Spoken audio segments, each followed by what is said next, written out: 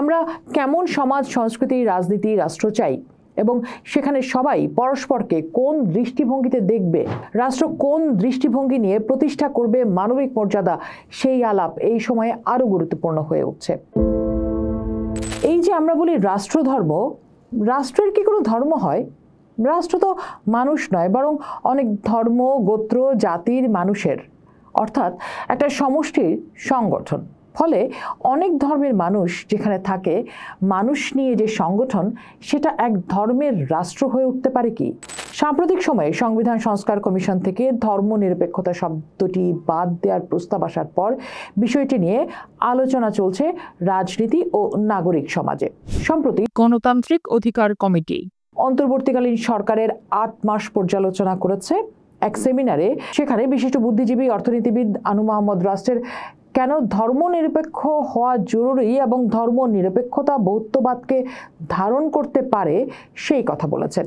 সেই বক্তব্য নিয়ে দ্য পোস্ট নিউ মিডিয়া একটি কার্ড কন্টেন্ট করেছে, যেখানে অধ্যাপক আনু মোহাম্মদের একটি বক্তব্য ধর্মনিরপেক্ষতা বাদ দিলে বহুত্ববাদ কিভাবে সম্ভব। তার মতে, রাষ্ট্র যদি সত্যিকার অর্থে সকল ধর্মের ব্যাপারে নিরপেক্ষ না হয়, তাহলে তা কখনোই বহুত্ববাদ নিশ্চিত করতে পারে না। পোস্টের এই কার্ডে আনু মোহাম্মদের বক্তব্য নিয়ে নেট দুনিয়ায় বেশ আলাপ হচ্ছে। লেখক ও প্রাবন্ধিক ফিরোজ আহমেদ এই বক্তব্যের সাথে মত দ্বিমত প্রশ্ন তুলে নিজের ফেসবুকে একটি বিশ্লেষণমূলক পোস্ট দেন। তিনি বলছেন, আনু ভাই ধর্মনিরপেক্ষতা শব্দটির যে ব্যাখ্যা দিয়েছেন তা কিছুটা খণ্ডিত এবং বাস্তবতা বিবর্জিত। ফিরোজ আহমেদের যুক্তি হলো, ধর্মনিরপেক্ষতা শব্দটি বাংলাদেশের মানুষের কাছে অস্পষ্ট এবং বিভ্রান্তিকর, কারণ পশ্চিমা সমাজে এই শব্দের মানে হয় চার্চ ও রাষ্ট্রকে আলাদা করা। কিন্তু আমাদের অঞ্চলে ধর্ম মানুষের জীবনের সঙ্গে গভীরভাবে মিশে আছে। তার মতে, ইউরোপের ধর্মীয় ইতিহাস ছিল অনেক বেশি সহিংস। সেখানে চার্চ জনগণের উপর দমন চালাতো। তাই তাদের জন্য ধর্মনিরপেক্ষতা মানে চার্চের প্রভাব থেকে মুক্ত হওয়া। কিন্তু আমাদের অঞ্চলে এমন কোনো ইতিহাস ছিল না, বরং আমাদের এখানে ধর্ম মানুষের পরিচয়, সংস্কৃতি, ছুটি, উৎসব সবকিছুর সঙ্গেই জড়িত। ফিরোজ বলেন, আমাদের দেশে ধর্মনিরপেক্ষতা শব্দটি অনেক সময় উল্টো প্রতিক্রিয়াও তৈরি করে। মানুষ এটিকে ধর্মহীনতা বলে মনে করে, ফলে রাজনীতি ও সমাজে একটি দূরত্ব তৈরি হয়। এই সুযোগে মৌলবাদ ও সাম্প্রদায়িকতা মাথাচাড়া দিয়ে ওঠে। এজন্য তিনি প্রস্তাব করেন, রাষ্ট্র যেন অসাম্প্রদায়িক ও বহুত্ববাদী হয়, অর্থাৎ রাষ্ট্র কোনো ধর্ম বা সম্প্রদায়ের প্রতি পক্ষপাত না দেখিয়ে সবার প্রতি সমান আচরণ করবে, কিন্তু ধর্মের উপস্থিতিকে অস্বীকার করবে না। এটা হবে বাস্তবতার সঙ্গে মানানসই পথ। তবে এখানে একটা প্রশ্ন ওঠে, শুধু অসাম্প্রদায়িকতা শব্দটি ব্যবহার করলেই কি আইন ও সংবিধানে সংখ্যালঘুদের সুরক্ষা নিশ্চিত হবে? আনু মোহাম্মদের বক্তব্য অনুযায়ী না। যদি সংবিধান থেকে ধর্মনিরপেক্ষতা শব্দটি সরিয়ে ফেলা হয়, তাহলে রাষ্ট্র একটা নির্দিষ্ট ধর্মের দিকে হেলে পড়বে। তখন বাকিরা নিরাপত্তাহীন বোধ করবে। সাম্প্রতিক সময় দেখা গেছে, সংবিধান সংস্কার কমিশন থেকে ধর্মনিরপেক্ষতা শব্দটি বাদ দেওয়ার প্রস্তাব এসেছে।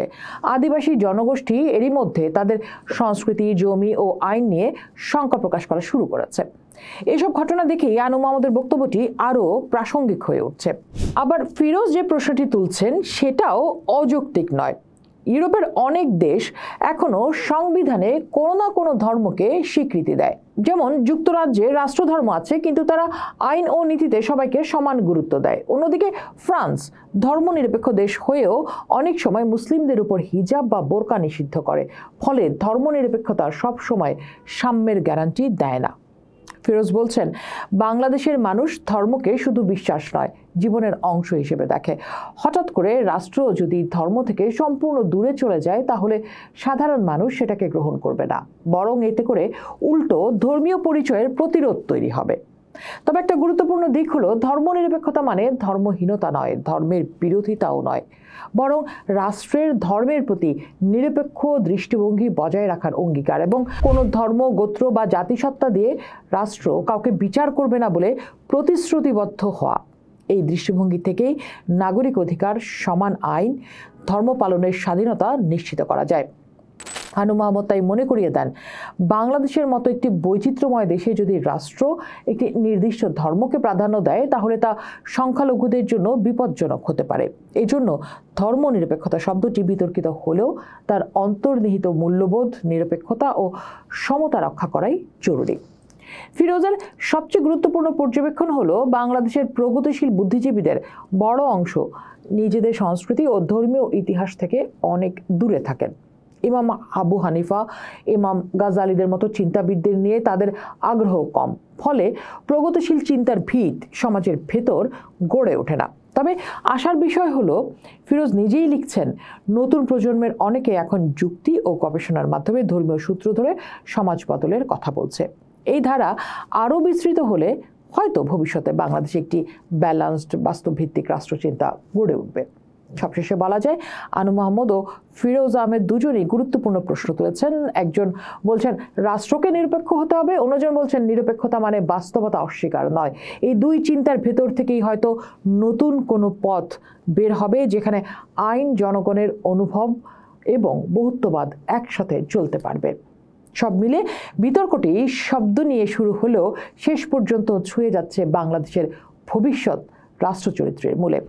আমরা কেমন সমাজ, সংস্কৃতি, রাজনীতি, রাষ্ট্র চাই এবং সেখানে সবাই পরস্পরকে কোন দৃষ্টিভঙ্গিতে দেখবে, রাষ্ট্র কোন দৃষ্টিভঙ্গি নিয়ে প্রতিষ্ঠা করবে মানবিক মর্যাদা, সেই আলাপ এই সময়ে আরও গুরুত্বপূর্ণ হয়ে উঠছে।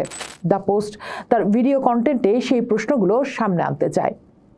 পোস্ট দেখুন, ভাবুন, করুন, পোস্টের সাথেই থাকুন।